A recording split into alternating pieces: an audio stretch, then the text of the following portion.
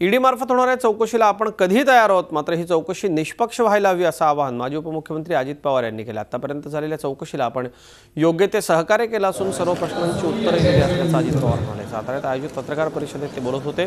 सरपंचाची निवड थेट जनतेतून करण्याचा निर्णय घेऊन भाजप सरकारने लोकशाही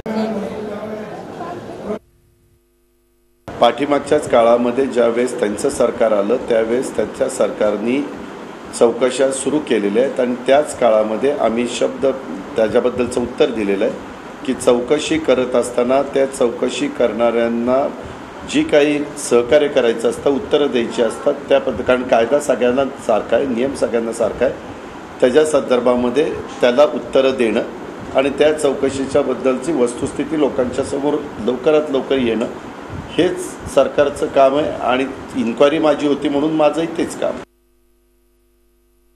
सरपंच डायरेक्ट लोकांच्या गावात सांगणारे ही एक प्रकारची हुकुमशाही पद्धत चालली का नाही? उद्या त्याला सरपंच तुम्ही मग पंचायत समितीचा सभापती का नाही तालुक्याने निवडून द्यायचा? का नाही जिल्हा परिषदेचा अध्यक्ष जिल्ह्याने निवडून द्यायचा? का नाही राज्याने मुख्यमंत्री निवडून द्यायचा जनतेनं?